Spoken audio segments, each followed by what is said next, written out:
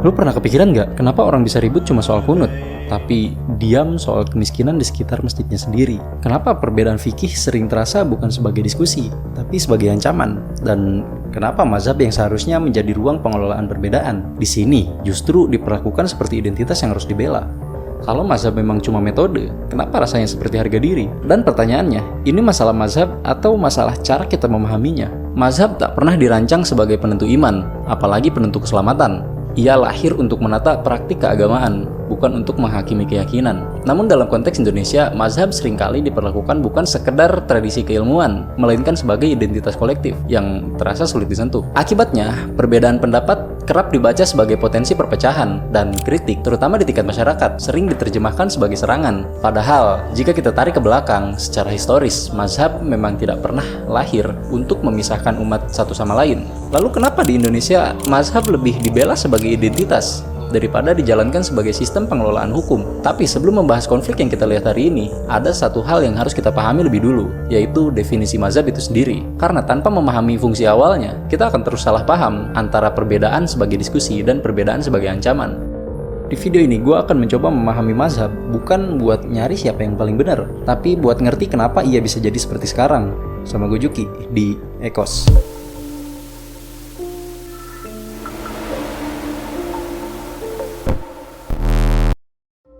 Secara sederhana, mazhab adalah cara ulama memahami dan menerapkan ajaran Islam, terutama ketika berhadapan dengan persoalan hukum. Ini bukan misi wahyu, tapi cara membaca wahyu. Mazhab tidak menentukan iman seseorang, tapi membantu umat menjalankan agama dalam kehidupan sehari-harinya. Masalahnya bukan di definisi. Definisi seperti ini terdengar rapi di buku, tapi ketika turun ke kehidupan sehari-hari, ceritanya seringkali berbeda.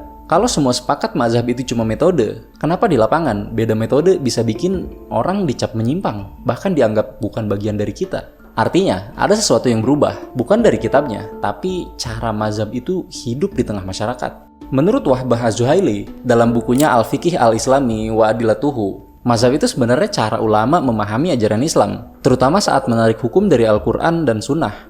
Az-Zuhaili menjelaskan bahwa mazhab tidak dimaksudkan untuk menggantikan Al-Quran dan Sunnah, tapi panduan bagaimana manusia membacanya dan memahaminya. Mazhab hadir ketika tidak semua orang mampu berijtihad, dalil sering tampak bertentangan di permukaan, dan realitas sosial terus berubah. Karena itu, menurut Az-Zuhaili, mazhab berfungsi sebagai pegangan berpikir, bukan kebenaran mutlak yang tak boleh disentuh. Dengan kata lain, mazhab adalah metode atau cara. Kalau mazhab hanyalah cara memahami ajaran, kenapa di banyak tempat ia justru diperlakukan seperti simbol yang tak boleh dipertanyakan? Sekarang mari kita lihat bagaimana mazhab terbentuk dari sisi sejarahnya.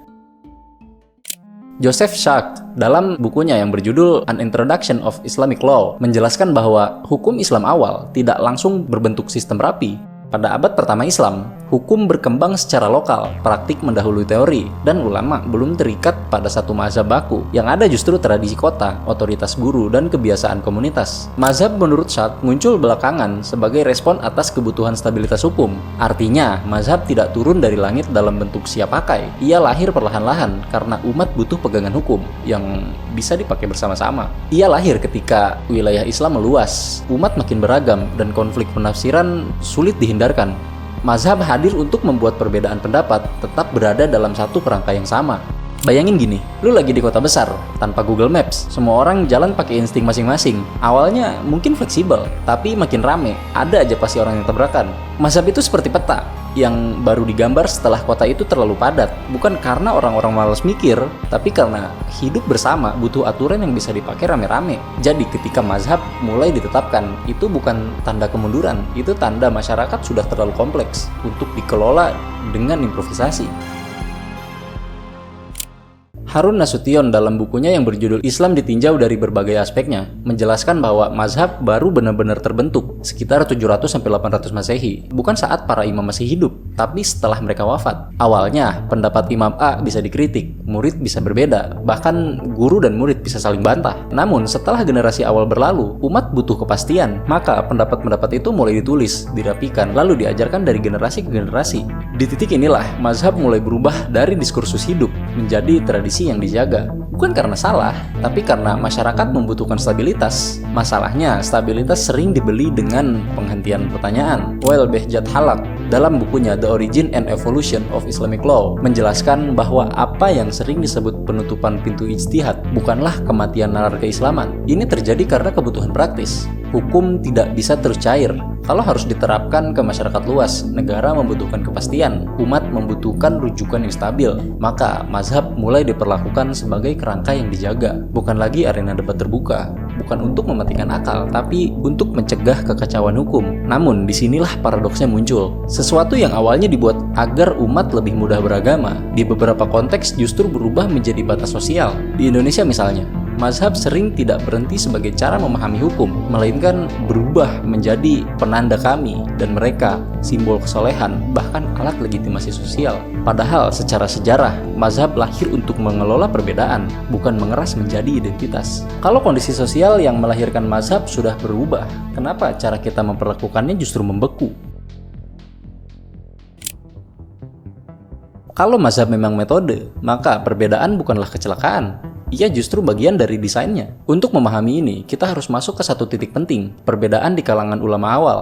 Ibnu Taimiyah dalam kitabnya menjelaskan satu hal mendasar. Para imam mazhab berbeda bukan karena ceroboh, tapi karena kondisi pengetahuan mereka memang berbeda. Ada ulama yang tak sampai kepadanya satu hadis, memahami hadis dengan konteks yang berbeda, atau hidup di lingkungan sosial yang tidak sama. Artinya, perbedaan hukum bukan tanda kesesatan, melainkan konsekuensi wajar dari keterbatasan manusia dalam membaca wahyu. Kalau kita sederhanakan, bukan karena satu imam lebih saleh dari yang lain, tapi karena mereka menghadapi realitas yang berbeda. Analogi sederhananya seperti ini. Bayangin 4 dokter menghadapi pasien dengan gejala yang serupa, tapi masing-masing punya data laboratorium yang berbeda. Resep obatnya pasti tidak sama, dan itu tidak otomatis berarti satu dokter sesat. Yang ironis, pemahaman seperti ini justru sering hilang di level paling bawah. Perbedaan yang oleh Ibnu Taimiyah dipahami sebagai keniscayaan ilmiah, di masyarakat malah dibaca sebagai ancaman iman. Di kitab, perbedaan itu wajar. Di lapangan, beda praktik bisa jadi masalah sosial. Bukan karena umat terlalu bodoh, tapi karena cara memahami agama sudah bergeser dari ilmu ke identitas. Pertanyaannya, kalau perbedaan itu wajar di level ulama besar, kenapa di level umat justru jadi bahan saling menyesatkan? Kita balik lagi ke lensa sejarah. Marshall G. S. Hudson dalam bukunya The Venture of Islam, volume ke-1, ia tidak melihat mazhab sekedar sebagai kumpulan hukum. Ia melihatnya sebagai produk peradaban.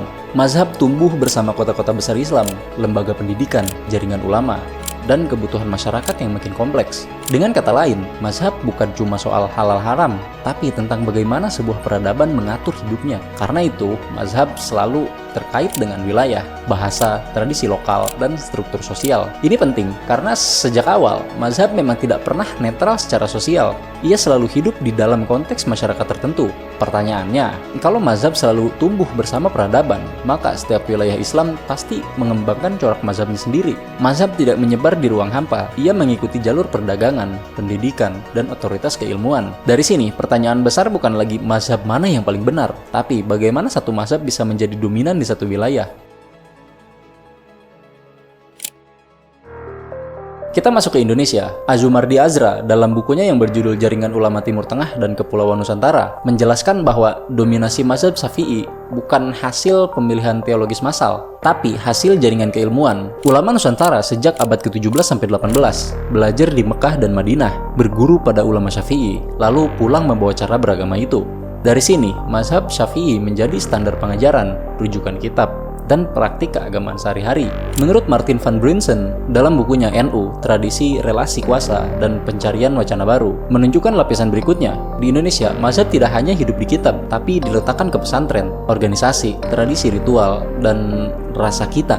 Mazhab lalu berfungsi ganda sebagai rujukan hukum dan sebagai penanda sosial. Di titik ini, kritik terhadap praktik fikih sering tidak dibaca sebagai diskusi ilmiah, tapi sebagai ancaman terhadap komunitas. Bukan karena mereka anti ilmu, tapi karena mazhab sudah terlanjur menjadi bagian dari rasa aman kolektif. Kalau mazhab adalah kerangka berpikir hukum, kenapa dalam praktik ia sering diperlakukan bukan sebagai metode, tapi sebagai identitas yang harus dibela? Mazhab awalnya lahir untuk menata perbedaan dan memudahkan umat menjalani hidup.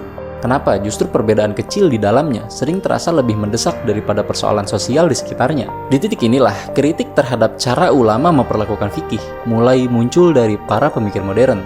Menurut Fazlur Rahman, dalam bukunya Islam and Modernity, masalah besar umat Islam modern bukan terletak pada kurangnya hukum, melainkan pada kehilangannya arah. Fikih dalam pandangannya awalnya dirancang untuk mewujudkan tujuan moral dan sosial Islam, keadilan, kesejahteraan, dan kemaslahatan. Namun, ketika fikih berhenti dipahami sebagai alat untuk mencapai tujuan itu dan hanya dipertahankan sebagai kumpulan aturan, ia kehilangan daya transformasinya. Hukum tetap dijaga, tapi makna sosialnya mulai menguap. Akibatnya, umat bisa sangat teliti membahas perbedaan ritual, namun gagap menghadapi ketimpangan sosial, kemiskinan struktural, dan ketidakadilan publik. Kalau kritik ini kita tarik lebih jauh, ini bukan soal fikih, ini soal arah hidup bersama. Ketika hukum kehilangan tujuan sosial, masyarakat tidak jadi lebih tertib, tapi justru kehilangan orientasi. Dan seperti yang ditunjukkan Ali Alawi, di titik itulah peradaban mulai ribut ke dalam, bukan karena terlalu banyak iman, tapi karena terlalu sedikit visi. Menurut Ali Abdul Amir Alawi, dalam bukunya The Crisis of Islamic Civilization, beliau melihat bahwa ketika sebuah peradaban kehilangan proyek besar, energi kolektifnya akan tersedot ke konflik internal. Bukan karena umat terlalu religius, melainkan karena tidak punya agenda sosial dan politik yang jelas. Perdebatan mazhab yang seharusnya berada di ruang akademik akhirnya turun ke ruang publik sebagai pengganti diskusi besar tentang arah masyarakat. Dalam kondisi seperti ini, perbedaan kecil bisa menjadi besar karena ia mengisi kekosongan makna, bukan karena kunut atau tahlil itu krusial, tapi karena tidak banyak hal lain yang sedang diperjuangkan bersama. Kalau energi umat Islam di Indonesia lebih sering habis untuk mengawal perbedaan fikih daripada mengawal keadilan sosial, maka pertanyaannya bukan lagi soal mazhab. Pertanyaannya justru apakah kita sedang mengejar agama atau sekedar sibuk mempertahankan simbol. Kalau kita analogikan lagi, mazhab itu seperti peta, seperti tadi, ia dibuat bukan untuk dipajang dan diperebutkan, tapi untuk membantu perjalanan. Kalau orang bertengkar karena peta yang berbeda, tapi tidak ada yang berjalan kemana-mana, maka masalahnya bukan di peta. Masalahnya kita lupa kenapa perjalanan itu dimulai. Mazhab tidak pernah lahir untuk memenangkan debat. Ia diciptakan agar umat bisa berdampingan di tengah perbedaan. Fikih tidak disusun untuk sekedar mengatur gerak tubuh, tapi untuk menjaga arah hidup bersama. Dan agama tidak diturunkan hanya untuk menenangkan individu, melainkan untuk membentuk keadilan sosial dan keberanian moral. Ketika mazhab berhenti menjadi alat berpikir dan berubah menjadi identitas yang harus dibela, agama tidak hilang, tapi terasa pincang. Ia rajin mengatur ritual, namun gugup menyentuh penderitaan. Masalahnya bukan pada perbedaan, tapi pada prioritas. Bukan pada mazhab, tapi pada cara kita memakainya. Mungkin yang perlu kita tanyakan hari ini bukan lagi mazhab mana yang paling benar, melainkan apakah agama masih kita izinkan untuk berbicara jujur tentang masalah nyata di sekitar kita. Hatur nuhun.